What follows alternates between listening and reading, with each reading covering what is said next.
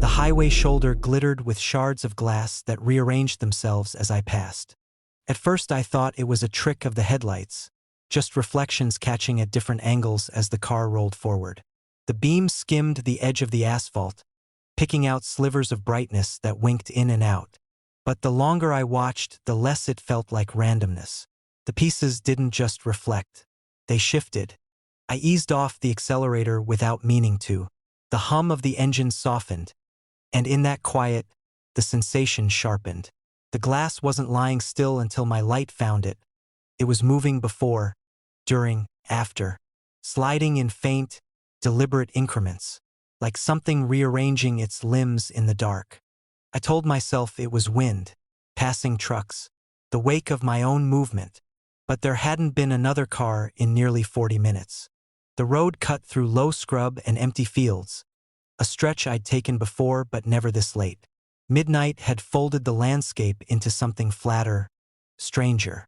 The sky was a dim, overcast smear, holding back any real starlight. My headlights carved out a narrow tunnel, and everything outside of it felt less like absence and more like waiting. I flicked my gaze to the side mirror. The shoulder behind me looked undisturbed, just a faint line of pale grit fading into black. No shimmer, no movement. Ahead, though, the shards caught the light again, and this time they seemed to lean toward it. I tightened my grip on the wheel. The texture of the leather felt wrong, slicker than it should have been, like my hands were sweating more than I realized. The dashboard glowed a steady, familiar amber. Speed steady, fuel fine, engine temperature normal, everything normal, except the road. Another cluster of glass came into view, larger pieces this time, scattered closer to the lane line. As I approached, they began to shift, not away from the light, but into it, sliding across the rough surface with no sound I could hear, though I imagined I should have. They gathered, aligning themselves into something that almost resembled a line. No, not a line. An arrow. I swallowed, the motion loud in the quiet cabin. Coincidence? I said aloud, just to hear a human voice. My voice sounded thin, like it had been stretched too far. The arrow pointed forward, slightly angled toward the center of the road. I didn't follow it on purpose.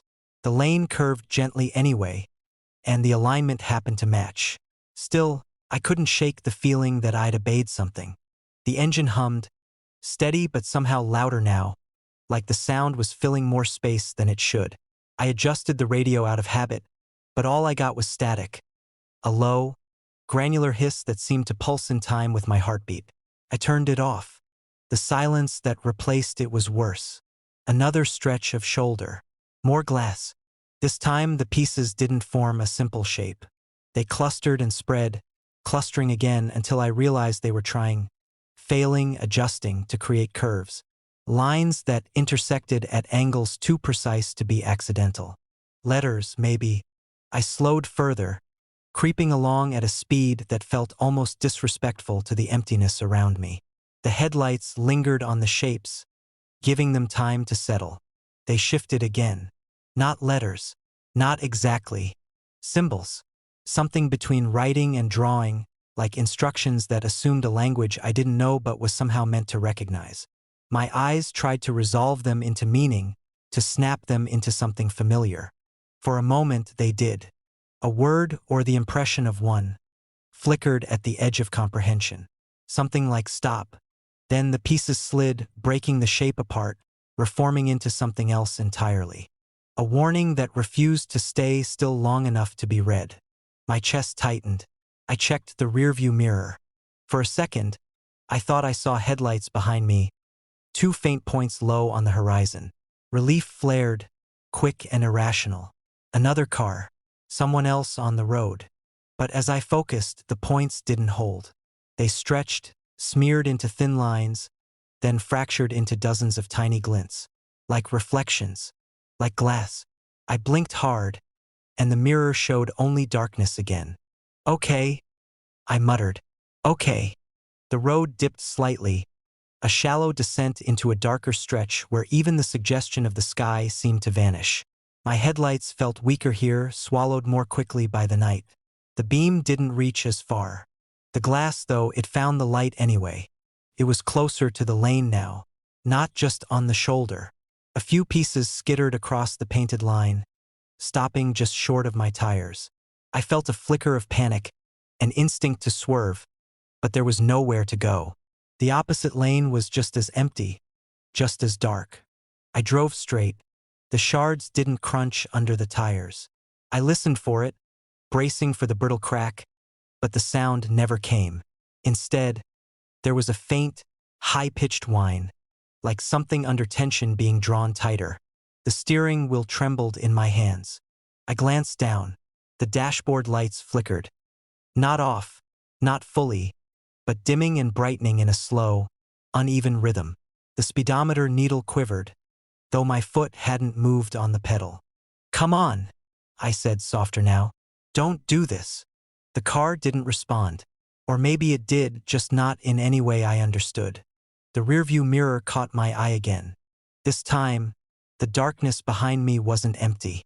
It moved. Not a shape I could define, not a figure stepping into view. Just a disturbance, like heat rising off asphalt on a summer day. Except this was colder, heavier. It pressed against the edges of the mirror, as if trying to enter the frame. I turned my head instinctively, looking back over my shoulder. Nothing. Just the black road stretching away, unbroken. When I looked forward again, the glass had spread fully into my lane. It wasn't scattered anymore. It covered the asphalt in a thin, continuous layer, like frost. Each shard caught the headlights, turning the road into a field of shifting light. And as I watched, the entire surface began to move. Not randomly, in waves. The motion traveled outward from a point ahead of me, rippling through the glass in concentric patterns. As the waves reached me, they slowed, settled, and formed shapes. Clearer now, more deliberate. A circle. Inside it, lines intersecting at precise angles. A symbol, complete for the first time. I felt something in my chest answer it. Not recognition exactly, more like alignment, as if some part of me had been waiting for that shape to exist. The car drifted, just slightly, toward the center of the symbol. I corrected, heart pounding, but the wheel resisted. Not locked, just heavy like pushing through thick liquid. The engine's hum deepened into a low, vibrating drone that I could feel through the seat, through the soles of my feet. The headlights flickered. For a fraction of a second, the world went dark. In that instant, I was certain of something behind me. Not seen, not heard, known. Close enough to touch the rear bumper. Close enough to lean forward. The lights snapped back on. The symbol beneath me had changed.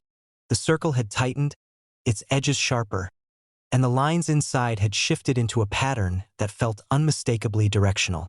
Pointed inward, toward the exact center where my car now sat. I slammed the brakes. The pedal sank too easily, the response delayed. The car slowed, but not as much as it should have. The glass beneath the tires didn't grip or slide. It seemed to carry, guiding the motion into a smooth, controlled deceleration that I hadn't asked for. I came to a stop precisely in the center of the symbol. The engine idled, uneven now. The dashboard lights dimmed to a faint, sickly glow. The mirrors, both side and rear, reflected only darkness, thicker than it should have been, as if something had pressed right up against the glass from the other side. The shards around me stilled. For a moment, everything held. Then, one by one, the pieces began to tilt upward. Not lifting off the ground, just angling themselves so their surfaces faced me. Hundreds, maybe thousands of tiny mirrors, all reflecting the car. Reflecting me, except the reflections didn't match. In some, my head was turned when it wasn't. In others, my hands weren't on the wheel. A few showed the back seat filled with something that didn't resolve, no matter how hard I tried to focus. And in all of them, just behind my shoulder, there was a shape that didn't belong to the interior of the car. I didn't turn around. I knew, with a certainty that settled into my bones, that if I did, I would see it. Not as a reflection, not as a distortion, but directly. The glass shifted again, the reflections aligning.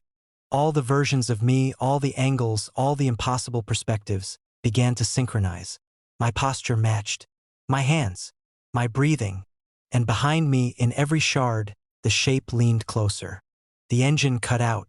Silence swallowed the road. The headlights remained on, but their beam felt contained now, as if it no longer reached beyond the circle. The darkness at the edges pressed in, thick and patient. The glass tilted a fraction more. Every reflection showed the same thing. A face, just over my shoulder, too close, too still, waiting for me to acknowledge it. I stared forward, refusing to blink. The shards trembled, as if in anticipation. And slowly, despite myself, I felt my gaze begin to shift toward the mirror. My headlights revealed a crosswalk signal counting down, though there was no intersection. It stood at the edge of the highway like it had been planted there and forgotten. Two metal poles, a boxy signal head, the glowing red hand above a digital timer. The numbers ticked down in a steady, clinical rhythm. 17, 16, 15. No painted lines on the asphalt. No side road. Just empty fields on both sides, flattened by wind, and a thin skin of fog that seemed to hover inches above the ground. I slowed without meaning to. My foot eased off the accelerator as if the signal applied to me. The engine dropped into a softer hum, the vibration settling deeper into the steering wheel. For a moment I thought I'd missed a turn, that maybe the map had glitched or I drifted off course. But the GPS on my dash showed a single unbroken line stretching forward, a thin blue vein across a gray nothing. 14, 13, 12. The light didn't flicker like a faulty bulb. It pulsed with intent, each segment of the numbers bright and stable, as though something behind it was carefully measuring out time. I rolled past it slowly, my headlights sweeping over the metal post. There was no button, no signage, no curb, just gravel and grass.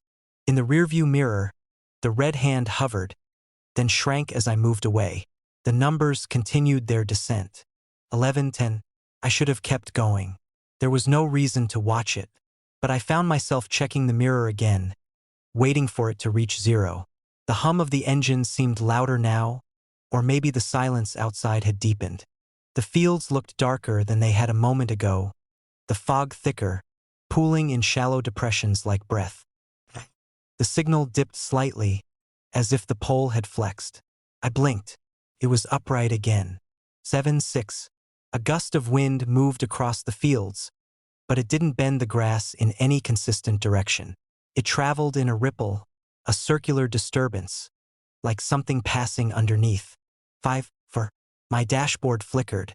The radio, which had been dead static for miles, crackled once. Just a single sharp burst, then fell silent again. 3, 2. I slowed further without realizing it. The speedometer needle drifted down. 1. The numbers vanished. The red hand blinked off. For a fraction of a second, everything went completely dark. Not just the signal. My headlights dimmed, the dashboard went black, even the faint glow of the GPS disappeared. The engine cut to a hollow, suspended silence. Then everything came back at once. The headlights flared brighter than before, washing the road in a harsher white. The engine surged, the hum climbing into a strained, uneven pitch. My dashboard rebooted, every icon lighting up at once before settling. And ahead of me, in the distance, another crosswalk signal stood. I didn't remember seeing it before. It was centered directly in my lane. The red hand was already lit. 25, 24, 23. I pressed the accelerator, my foot heavier now, but the car didn't respond immediately. There was a lag, as if something between my input and the engine had stretched. The hum deepened, then caught, and the car lurched forward. The numbers continued. 22, 21. The road felt narrower. I couldn't be sure, but the edges seemed closer, the fields pressing in. The fog had thickened, rising higher, brushing the lower edges of my headlights. It diffused the light into a hazy cone, beyond which everything dissolved. 2019. I glanced at the rearview mirror. The first signal was still there. Shouldn't have been. I'd driven far enough that it should have disappeared into the dark. But it hovered in the distance, the red hand glowing faintly, and, impossibly, the numbers had restarted. 30:29. My grip tightened on the wheel. 17. The second signal loomed closer. The metal pole looked slightly bent now, not in a way that suggested damage, but like it had been shaped under pressure, subtly curved toward the road. The signal head was angled downward, as if it were looking at me. 16:15. The wind rose again, but this time I could hear it. A low, drawn-out sound that wasn't quite a whistle, not quite a moan, came from the fields moving parallel to the road, keeping pace with me. 14:13. The side mirror flickered, not electrically. The glass itself seemed to ripple, the reflection warping for a second before snapping back. In that distortion, I thought I saw movement behind me, something just outside the reach of the headlights. 12:11. I tried the radio. Static filled the cabin, thick and granular, then resolved briefly into something like a voice. Too low to understand, too distorted to place. Cut out again. The numbers felt slower now. Each one lingered just a fraction longer than it should have. I could feel them, like a pulse, syncing with something in my chest. 7. The dashboard lights dimmed again, but not completely. They flickered in a pattern that didn't match any warning I recognized. The fuel gauge dipped suddenly, then climbed back up. The temperature needle shuddered. 6:5. I passed beneath the signal. At least I thought I did. The headlights stretched the shadow of the pole across the road, but it didn't move the way it should have. It elongated too quickly, then snapped back, like a frame skipped in a film. For 3, I looked up. The signal was still ahead of me, not behind, not above, ahead. 2, the road had changed. It wasn't a straight line anymore. There was a faint curve, barely perceptible, bending slightly to the left. The fields followed it, the fog pooling along its edges. And in the center of that curve, the signal stood again, identical, unwavering. 1. Darkness swallowed everything for a heartbeat. When the lights returned, the numbers had reset. 40, 39, 38. My breath caught. The countdown had grown longer. The engine's hum shifted, becoming uneven, like it was struggling to maintain a rhythm. The steering wheel vibrated in my hands, a fine tremor that traveled up my arms. The air inside the car felt thicker, as if the ventilation had slowed. I checked the rearview mirror again. There were more signals now. Not just one, but several receding into the distance. Each one glowing faintly, each one counting down at a different pace. Their red hands pulsed asynchronously, a scattered pattern of time unraveling behind me. 37, 36. The side mirrors darkened at their edges, the reflections narrowing. It was like looking through a tunnel, the periphery closing in. Something moved in that narrowing space, quick, subtle, impossible to focus on. 35, 34. I tried to speed up, but the car resisted. The accelerator felt spongy, unresponsive. The engine roared louder, but the scenery didn't blur the way it should have. The signal ahead remained at a fixed distance, neither approaching nor receding. 33, 32. The wind outside shifted again, and this time it carried a sound that was unmistakably deliberate. A rhythm, faint but structured, like footsteps moving through the fields. They matched my speed, just beyond the reach of the headlights. 31, 30. The numbers dropped, and with each one, the road seemed to tighten. The curve became more pronounced. The fog rose higher, brushing the hood of the car, swallowing the edges of the lane. 29, 28. My reflection in the rearview mirror didn't match my movements. I turned my head slightly, and the reflection lagged, then corrected. My eyes looked darker, the pupils too wide. 27, 26. The signal ahead flickered, not erratically, but in a controlled, deliberate pattern. The red hand dimmed and brightened, like a heartbeat. 25, 24. I realized then that the countdown wasn't tied to distance. It was tied to me. 23, 22. Every time I glanced away, the numbers seemed to drop faster. Every time I focused on them, they slowed, stretching the seconds thin. 21:20. I forced myself to stare straight ahead, unblinking. The numbers resisted, lingering longer, as if aware of my attention. 19:18. The footsteps in the fields grew louder, closer, not approaching the road, but circling it, pacing me in widening arcs. 17:16. The dashboard lights dimmed further, until only the numbers on the signal ahead seemed fully illuminated. The rest of the world receded into shadow. 15:14. The road curved sharply now, and for the first time I saw it. An intersection. It wasn't there in any normal sense. No clear crossing, no perpendicular road. Just a distortion in the asphalt, a place where the texture shifted, where the lines, faint as they were, broke and reformed at odd angles. The fog pooled there more densely, rising in a slow, spiraling motion. 13:12. The signal stood at its center. 11:10.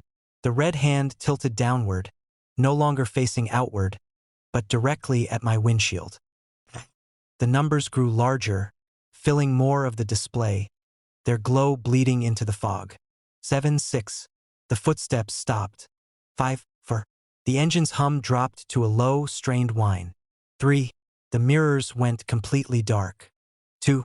The headlights narrowed, focusing into a tight beam that illuminated only the signal and the distorted patch of road beneath it.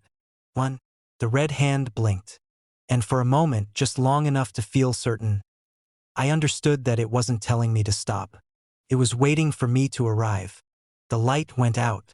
The car kept moving, and the road ahead opened into something that wasn't there before, a crossing that hadn't existed until the exact second I reached it, as if it had been built around my approach, measured down to the last count. I drove into it because there was nowhere else to go, and somewhere behind me the signals all reset at once.